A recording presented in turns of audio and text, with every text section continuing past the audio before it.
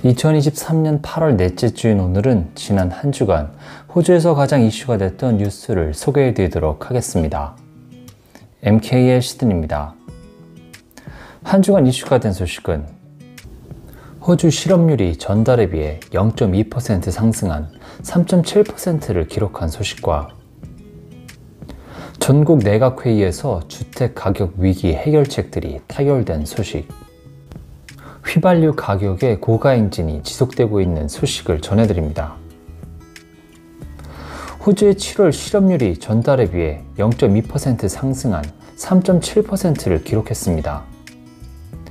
지역별로는 태즈메니아 실업률이 4.7%로 가장 높았고, 남호주 4%, 노던 테리토리 3.9%, ACT 3.8%, 빅토리아 3.6%, 서호주 3.4%, 뉴사우스웨일스주 3.3% 순을 기록했습니다. 호주 통계청은 한 달간 약 15,000개의 일자리가 감소했고 실업자 수는 36,000여 명이 늘었다고 밝혔는데요. 하지만 이는 지난해 7월에 비해서 올해 7월의 고용자 수가 약 38만 7천 명이 더 많은 수치입니다. 한편 7월 경제활동 참가율은 66.7%로 전달에 비해 0.1%포인트 하락했는데요. 이는 7월이 사람들이 휴가를 내는 방학 시즌과 일을 시작하고 그만두는 시기가 겹치는 시기이기 때문인 것으로 분석되고 있습니다. 이런 가운데 짐 차머스 재무장관은 글로벌 요인으로 생활비 압박이 커지며 많은 호주인들에게 어려운 시기가 되고 있다고 말했는데요. 하지만 호주 인플레이션이 완화되고 있고 임금이 오르고 있다며 정부는 복지 지원을 영구적으로 늘리고 있다고 강조했습니다. 6월 분기 호주의 임금이 인플레이션과 같은 수준으로 인상됐다는 것이 호주 통계청의 새로운 수치를 통해 발표됐습니다. 이 기간 동안 인플레이션과 임금 물가지수는 둘 다 0.8% 증가했는데 실질 임금이 후퇴하지 않은 것은 3년 만에 처음입니다. 짐 차머스 재무장관은 노동당이 연방 총선 전에 약속했던 호주의 임금 인상을 지금 보고 있다고 강조했습니다. 이어 재무부 장관은 인플레이션은 완화되고 임금은 증가하고 있으며 이는 둘 다 반가운 소식이라며 생활비 부담을 완화하기 위한 알바니지 정부 계획의 핵심은 임금을 다시 움직이게 하는 것이라고 말했습니다. 앤소니 알바니지 연방 총리는 지난 16일 전국 내각회의에서 호주의 주택 가격 위기를 해결하기 위해 호주 각 주 및 테리토리 지도자들과 만나 논의의 여러 합의안을 도출했습니다.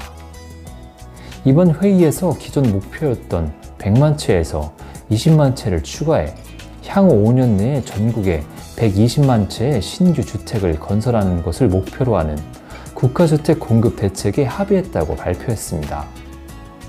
연방정부는 추가 20만 개의 신규 주택 건설을 위한 30만 달러 재정 패키지의 일환으로 각 주 및 테리토리 정부에 신규 주택 건설 비용 한 채당 15,000달러를 지원할 예정입니다.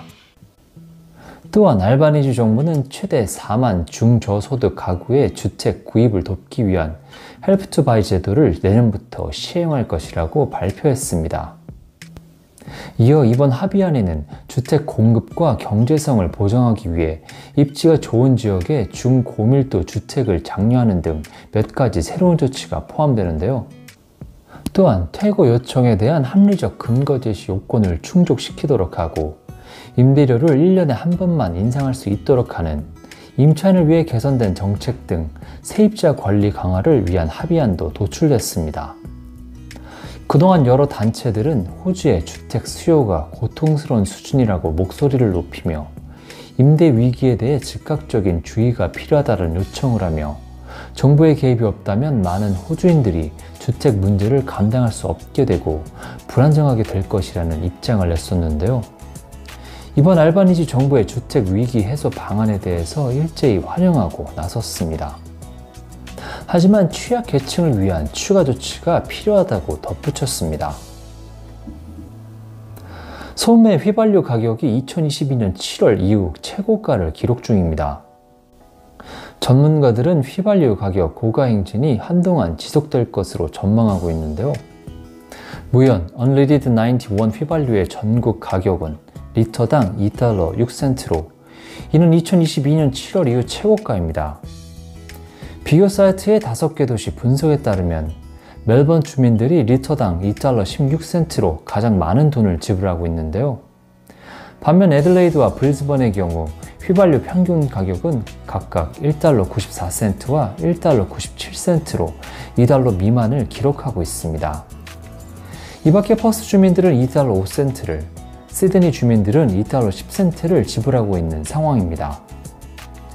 석유시장 보고서에 따르면 전 세계적으로 석유 수요가 사상 최고치를 기록하고 있지만 공급은 악화된 상황입니다.